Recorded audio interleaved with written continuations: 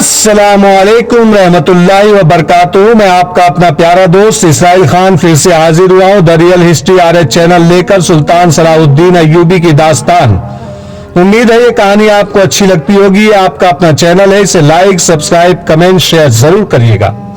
آج کے کردار میں ہے مصلح الدین, غیاث بلبیس, فاطمہ, 3 سوڈانی حبشی, اس کے علاوہ بغاوت کرنے کے لیے مصر میں جو لوگ تیار ہو چکے ہیں. مصر کے نائب ناظم امور شہری مصلح الدین کی طرف سے انہیں امید افزا رپورٹیں مل رہی تھی کہ وہ ابھی اطلاع نہیں پہنچی تھی کہ مصر کا ناظم مالیات خضر الحیات قتل ہو گیا ہے اور مصلح الدین پکڑا گیا ہے. کرک تک یہ اطلاع پہنچنے کے لیے کم از کم 15 دن درکار تھے, کیونکہ راستے میں سلطان ایوبی کی فوج تھی. قاصد بہت دور کا چکر کاٹ کر اور قدم پھونک پھونک کر کرک جا سکتے تھے. بہت دنوں کا چلا ہوا ایک قاصد اس رات وہاں پہنچا. جب اس رات فاطمہ اغوا ہوئی تھی, اس نے رپورٹ دی کہ بغاوت کے لیے فضا سازگار ہے, لیکن سوڈانی ابھی حملے کے لیے تیار نہیں ہوئے ہیں. ان کے ہاں گھوڑوں کی کمی ہے, ان کے پاس اونٹ زیادہ ہیں, انہیں کم بیش 500 اچھے گھوڑوں کی ضرورت ہے.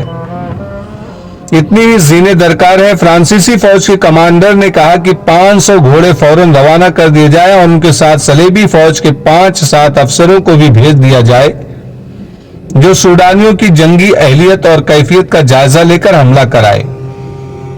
صلیبیوں کے پاس گھوڑوں کی کمی تھی. انہوں نے کرک میں اعلان کر دیا کہ مصر پر حملے کے لیے 500 گھوڑوں کی فوج ضرورت ہے. عیسائی باشندوں نے 3-4 دنوں میں گھوڑے مہیا کرا دیے جو ایسے راستے سے روانہ کر دیے گئے جس کے متعلق یقین تھا کہ پکڑے نہیں جائیں گے. ان کا رہنما وہی جاسوس تھا جو گھوڑے مانگنے آیا تھا. وہ سوڈانی تھا اور 3 سال سے جاسوسی کر رہا تھا. ان گھوڑوں کے ساتھ 8 صلیبی فوج کے افسر تھے جنہیں سوڈانی حملے کی قیادت کرنی تھی. انہیں یقین دلایا گیا تھا کہ صلاح الدین ایوبی کی فوج کو یہاں سے نکلنے نہیں دیا جائے گا. سلطان ایوبی کو صرف یہ معلوم تھا کہ مصر کے حالات ٹھیک نہیں, لیکن اسے یہ معلوم نہیں تھا کہ حالات آتش فشاں پہاڑ بن چکے ہیں جو پھٹنے والے ہیں. علی بن سفیان نے اسے یہ تسلی دے رکھی تھی کہ اس نے جاسوسی کا جو جال بچھایا ہے وہ خطروں سے قبل از وقت خبردار کر دے گا. انہیں خضر الحیات کے قتل اور مصلح الدین کی گرفتاری کا بھی علم نہیں تھا.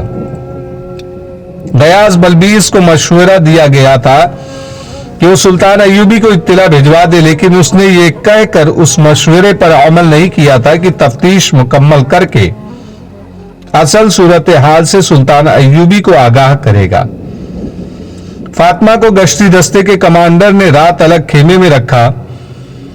شہر کا دھندلکا ابھی صاف نہیں ہوا تھا جب اسے اور 3 نقاب پوشوں کو 8 محافظوں کے ساتھ قاہرہ کے لیے روانہ کر دیا گیا. یہ قافلہ سورج غروب ہونے کے بعد قاہرہ پہنچا اور سیدھا کوتوال گیا.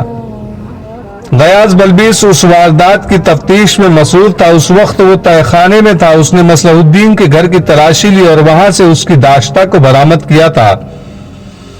وہ اپنے آپ کو ازبک مسلمان بتاتی تھی. اس نے بلبیس کو گمراہ کرنے کی بہت کوشش کی.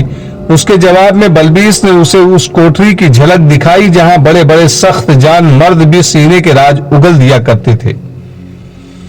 لڑکی نے اعتراف کر لیا کہ وہ یروشلم سے آئی ہے اور عیسائی ہے. اس نے اس اعتراف کے ساتھ بلبیس کو اپنے جسم اور دولت کے لالچ دینے شروع کر دیے. بلبیس نے مصلح الدین کو گھر کی تلاشی میں جو دولت برآمد کی تھی اس نے اس کا دماغ ہلا دیا تھا. وہ سمجھ گیا تھا کہ مصلح الدین کیوں صلیبیوں کے جال میں پھنس گیا تھا. خود لڑکی اس قدر پرکشش اور چرب زبان تھی کہ اسے ٹھکرانے کے لیے پتھر دل کی ضرورت تھی. بلبیس نے اپنا ایمان ٹھکانے رکھا. اس نے دیکھ لیا تھا کہ یہ تو کوئی بہت بڑی سازش ہے جس کی کڑیاں یروشلم سے جا ملتی ہیں. یروشلم آج کے دور کا فلسطین ہے. اس نے لڑکی سے کہا کہ وہ ہر ایک بات بتا دے. لڑکی نے جواب دیا, میں جو کچھ بتا سکتی تھی بتا دیا ہے. اس سے آگے کچھ بتاؤں گی تو یہ صلیب کے ساتھ دھوکا ہوگا.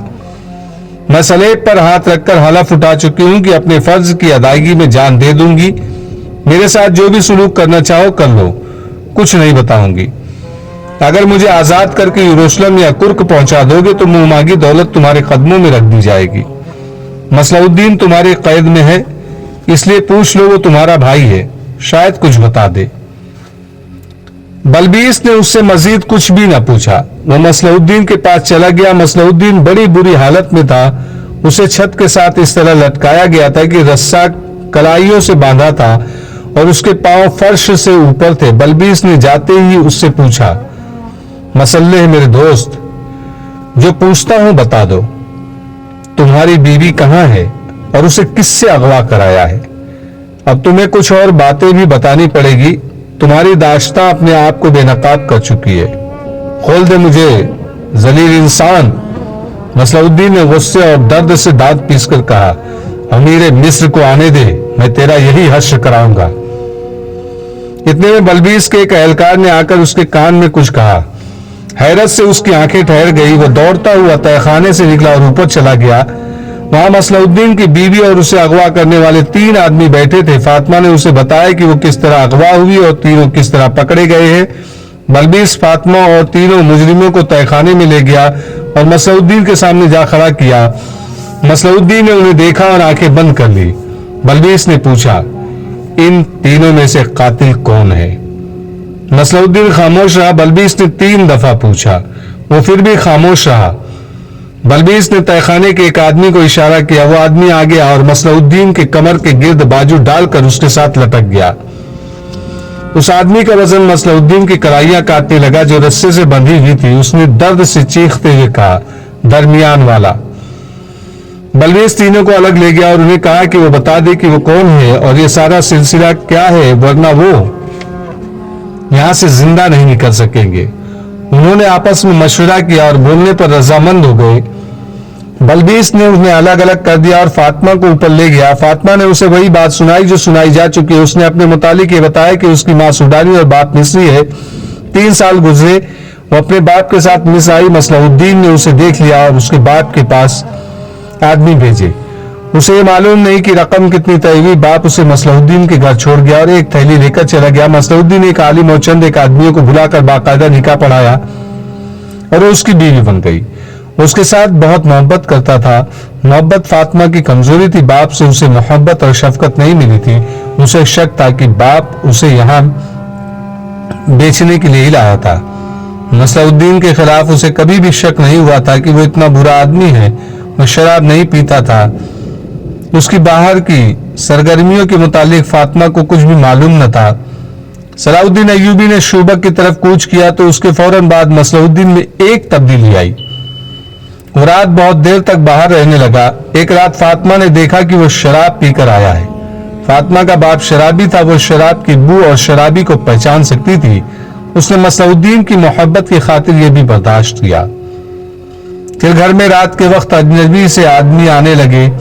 مصلح الدین نے ایک رات فاطمہ کو اشرفیوں کی 2 تھیلیاں اور سونے کے چند ایک ٹکڑے دکھا کر گھر میں رکھ لیا، اور ایک رات جب وہ شراب میں بدمست ہو کر آیا تو اس نے فاطمہ سے کہا، اگر مصر کا شمالی علاقہ جیکرا روم کے ساحل کے ساتھ ملتے ہیں مجھے مل جائے تو تم پسند کرو گی، یا سوڈان کے سرحد کے ساتھ کا علاقہ، تم جو پسند کرو اس کی تم ملکہ ہوگی اور میں بادشاہ۔